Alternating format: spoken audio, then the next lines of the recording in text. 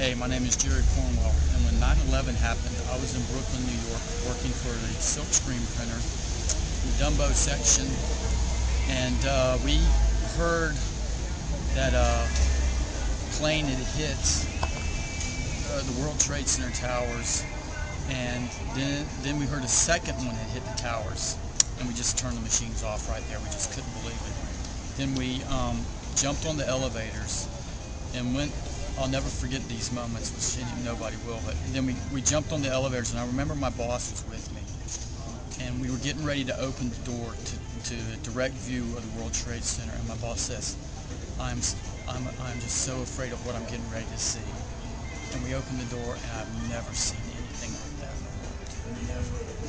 Never. It was just inconceivable. There were these two huge candles with all this crap just going up into the sky. And we were just sitting there. We could see the flames inside the buildings going up and down. And there's just no words to express what was going in our minds when we saw that. And we sat there and looked with our jaws literally on the roof. And then we went downstairs, and my boss actually happened to have a fifth of Jack Daniels, which all of us just had to hit. It was just so inconceivable. And I called my wife, and she couldn't believe it, because Noli worked at the Wall Street Journal, which was down on the financial center. But fortunately, Noli, working for the newspaper, wasn't at work before 11 o'clock, so it was just a day where she was not even going to be near there. So she just didn't go to work. So I called and checked with her, and that was all taken care of.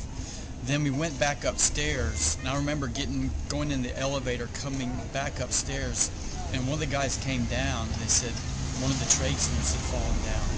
And I just could not believe that. And then I walked up there, and it just wasn't there anymore. I just could not believe it. How does something like that just disappear, literally in the snap of the fingers? And everybody was just scared and fearful and just upset. I had gotten into the situation because I worked so early in the morning. I was actually able to commute by my car every day and park on the streets of Brooklyn. But needless to say, there was no way that I was going to be going home through Manhattan this time.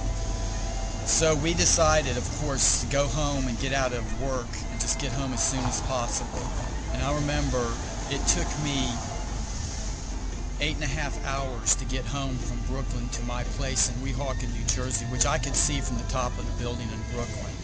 What used to take me 30 minutes, but I also remember it seemed like 15 minutes because the adrenaline inside me was just so high that I wasn't even conceiving time. And I was just seeing the stuff, all the highway patrolmen with the M16s out, and I saw them close the tunnels. Manhattan was inaccessible from the outside. It was just an experience of my life, you know. I could go on, and people do go on about it, but one thing about it too was, as bad, as terrible as it was, I saw a lot of positive things out of it. I feel guilty saying this, but I must admit, my wife never had to go to work again. So, battery. So anyhow, that was my experience with 9/11, and life goes on.